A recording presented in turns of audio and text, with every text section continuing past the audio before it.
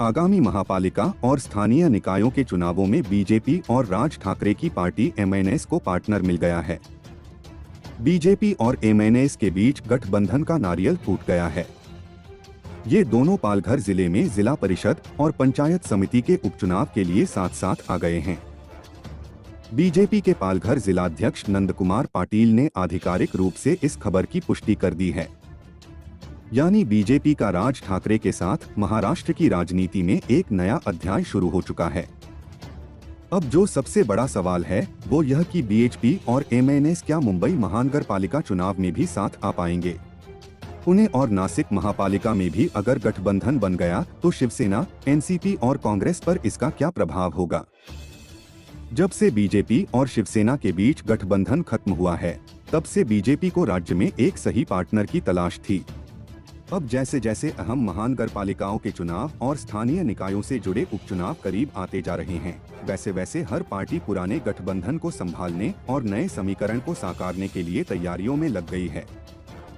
इन्हीं तैयारियों के सिलसिले में बीजेपी प्रदेशाध्यक्ष चंद्रकांत पाटिल और राज ठाकरे के बीच संवाद लगातार शुरू था। वह संवाद अब कामयाब होता हुआ दिखाई दे रहा है। पालघर उपचुनाव में गठबंधन तय हो जाने से इसकी शुरुआत हो गई है।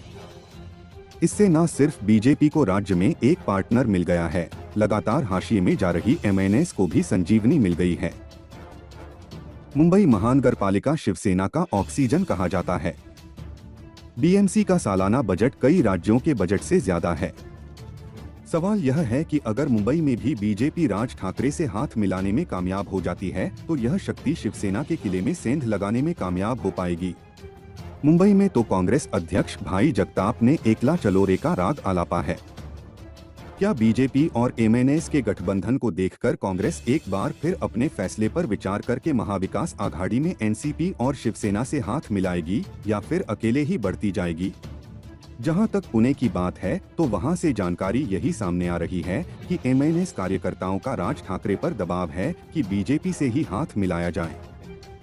पालघर में हुआ यह गठबंधन पालघर तक ही रह जाएगा या आगामी महापालिका चुनावों में यह साथ बहुत दूर तक जाएगा, यह सब देखने में मजा आएगा। लेकिन बीजेपी और एमएनएस के पालघर में साथ आने से एक बात तो अब करीब करीब तय हो गई है कि बीजेपी और शिवसेना के साथ आने की उम्मीद अब बाकी नहीं रह गई है।